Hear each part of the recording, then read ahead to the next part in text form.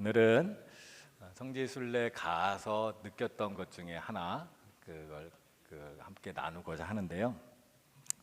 오늘 말씀에도 있었지만 본문에도 있었지만 하나님께서 이스라엘 백성들을 향하여 가나안 땅으로 갈 때 크고 광대한 땅 그리고 젖과 꿀이 흐르는 땅으로 너희를 인도하겠다 했어요. 저희가 그 땅을 다녀왔어요. 근데 가서 성지순례를 하면서 이스라엘 땅에 들어가면서 많은 사람들, 저도 그랬지만 많은 사람들의 속에 드는 생각이 있어요. 이곳이 정말 젖과 꿀이 흐르는 땅일까?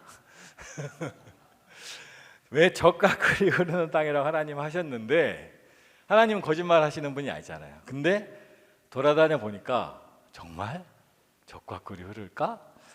지도를 한번 보시면 이제 이스라엘 땅인데요. 지도에 보면 사진 없나요? 혹시 없나요? 안 들어있나요?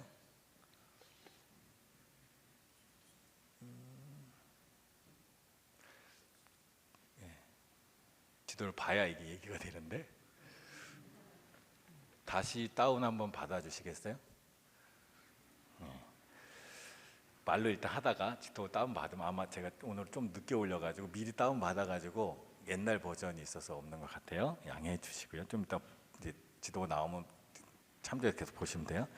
이스라엘 지도를 한번 생각해 보시면 돼요. 잘 모르실 수도 있지만 전체적으로 일단 이스라엘의 하나님께서 주신 가나안 땅에 약 48%가 광야예요. 광야는 사막보다 조금 나은 곳, 사막보다는 비가 조금 더 오는 곳 48%예요. 그리고 산지, 산 20에서 30%예요. 나온다. 지도에 보시면 저기 약간 노란색으로 보이는 곳이 있죠? 여기가 다 광야 지역이에요. 대부분이에요. 그리고 산지가 30%, 비옥한 농지가 평야가 20% 사실 미만이에요. 전체적으로 정확하게 할 수는 없으나 여기가 젖과 꿀이 흐르는 땅이라 그러는 거예요. 여기가. 그래서 다음 지도 보여주시면 요거 이제 실제 이제 인터넷 위성이 찍은 사진 살짝 왼쪽으로 굴리면 잘 보이실지 모르겠지만 저기서 이제 초록색, 진한 초록색은 거의 산지, 노란색 부분은 다 거의 사막과 같은 광야. 그리고 보면 아랫부분에 보면 저 바다의 지중해 바로 위에가 블레셋 땅이에요. 그럼 거기에 블레셋 평지가 있어요. 블레셋 평지는 가나안 땅이 아니에요. 이스라엘 땅이 아니고 왼쪽에 가면 샤론 평지라고 있어요. 여기 이제 농사 짓는 곳. 그리고 살짝 왼쪽에 위에 가면 이스르엘 평지라고 있어요. 대표적인 농사 짓는 곳이 두 곳이고 나머지는 대부분 산지나 광야가 되게 많아요. 하나님이 왜 이곳을 젖과 꿀이 흐르는 땅이라고 했을까? 우리는 현장에서 직접 봤는데 다음 사진 한번 보여주시면 이게 남부의 광야 지대예요. 나무가 뜨문뜨문 있고 거의 저런 곳이에요. 다음 보여주시면 여기가 이제 이스르엘 평지라고 농사가 이스라엘에 집중적으로 농사가 되는 곳이에요. 이런 것도 있지만 사막도 있어요. 근데 하나님이 이스라엘 민족이 12지파가 가나안 땅에 들어갈 때 땅을 나눠줬어요. 땅을 12개로 나눠줬어요. 근데 남쪽 지역은 광야가 훨씬 많아요. 그 남쪽 지역의 대표적인 지파가 유다 지파. 북쪽에 가면 12지파가 있는데 땅이 어떤 곳은 거의 광야, 사막과 같고 어떤 곳은 농지가 있고 근데 하나님이 그곳을 각각 지파들에게 나눠주고 그곳에서 잘 살아라 그랬어요. 요즘같이 뭐 교통이 활발하고 운송이 활발하면 농사가 잘 되는 데서 농사 지으면 이제 안 좋은 땅으로 보내고 하면 되는데 성경을 보면 그런 경제적인 농산물이 활발하게 유통됐다는 얘기가 없어요. 그냥 그 지역에 사는 거예요. 어찌 보면 굉장히 기분 나쁠 수 있어요. 왜 우리는 사막 지역을 주고 어떤 이들은 왜 이렇게 좋은 땅을 줄까? 12지파가 그 땅을 하나님께서 그렇게 주셨다는 거예요. 희한하죠? 왜 그랬을까? 근데 다음 지도를 한번 보여주시면 이제 놀라운 일은 이제부터 나옵니다. 왜 젖과 꿀이 흐르는가? 하나님이 왜 그 땅을 젖과 꿀이 흐르는 땅이라고 하셨을까? 역사를 통하여 우리는 볼 수 있어요. 저 위에 파란색은 나중에 기원전 930년도에 솔로몬 다음에 남과 북이 갈려졌어요. 북쪽 지역 파란색은 북이스라엘, 남쪽 노란색은 남유다. 근데 아까 제가 잠깐 지도에 보였지만 남쪽 대부분은 광야지대. 이스라엘의 주요 농지, 초원지대는 다 북쪽에 있어요. 근데 북이스라엘이 기원전 722년에 아수르에 의해서 멸망을 해요. 그리고 남쪽 유다는 기원전 586년, 즉 북이스라엘보다 남쪽 유다가 130년 동안 더 유지가 되는 거예요. 북쪽이 훨씬 풍요로운 땅이고, 우리가 성경에서 보면 아합 왕이라든지 여로보암 왕이나 이런 왕들이 있는데 그들이 다스리는 곳이 훨씬 경제적으로나 풍요로운 땅이었어요. 근데 훨씬 더 일찍 망했다는 거예요. 하나님이 여기에서 우리가 적과 꿀이 흐르는 땅이라는 의미가 무엇인지 우린 여기서 한번 생각해 볼 수 있는 거예요. 다음 사진 한번 보여주시면,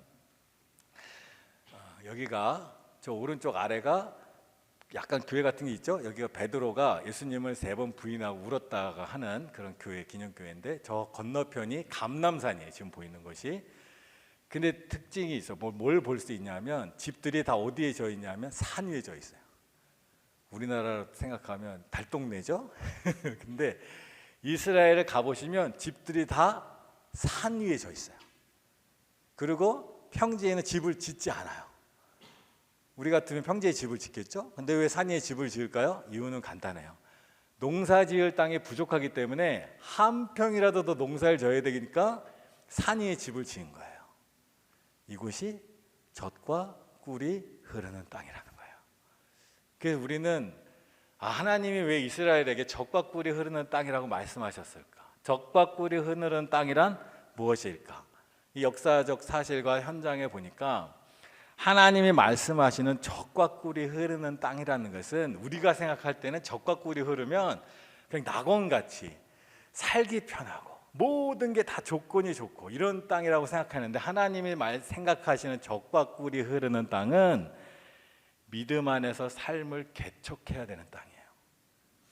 그래서 농지가 부족하니까 이 부족한 농지에서 어떻게 살아남을까?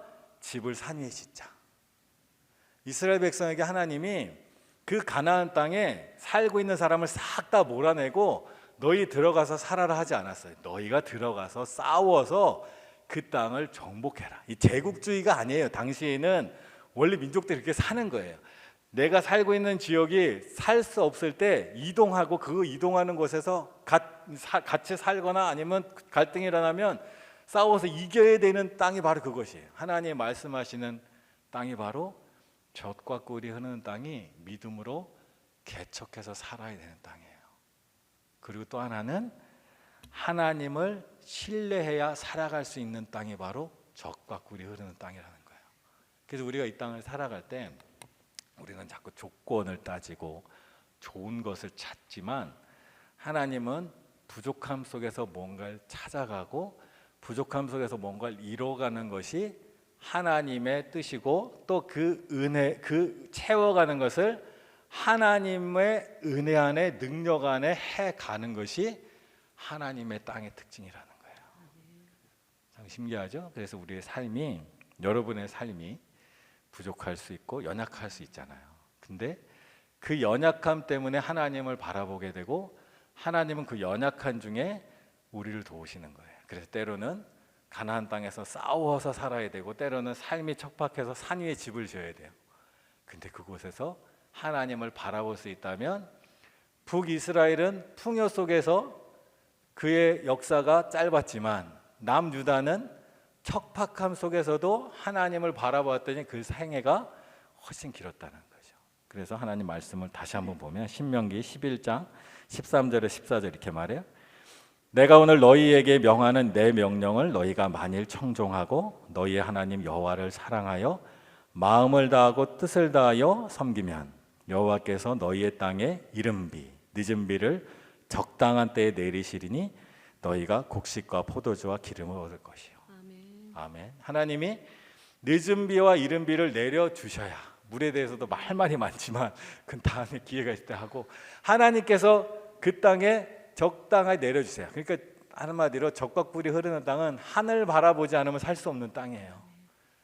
그래서 우리의 삶에도 하늘 바라보고 기도해야 될 때가 젖과 꿀이 흐르는 땅이에요. 기도하지 않으면 살 수 없다고 생각하는 그때가 젖과 꿀이 흐르는 땅이에요. 기도하지 않아도 살 수 있었다고 생각하는 이스라엘이 망하는 거고, 기도 안 하면 살 수 없는 남유다가 젖과 꿀의 땅에서 사는 거예요. 야고보서 5장 7절도 이렇게 말해요. 신약 성경에서도 하는 말입니다. 그러므로 형제들아, 주께서 강림하시기까지 길이 참으라. 보라, 농부가 땅에서 나는 귀한 열매를 버리고 길이 참아 이른 비와 늦은 비를 기다리나니 너희도 길이 참고 마음을 굳게 하게 하라. 굳건하게 하라. 주의 강림이 가까우니라. 우리 영적 삶이 거기 있다는 거예요. 늦은 비와 이른 비를 주시는 그 하나님, 때를 따라 우리를 도우시는 그 하나님을 바라보고 사는 게 젖과 꿀이 흐르는 땅에 사는 거라는 거예요. 그래서 우리 생각에 젖과 꿀이 흐르는 땅과 하나님이 약속하시는 젖과 꿀이 흐르는 땅은 다른 거예요. 우리는 그 현장에 가서 그것을 더 깨달았던 거예요. 그래서 여러분들도 기회가 되면 가세요.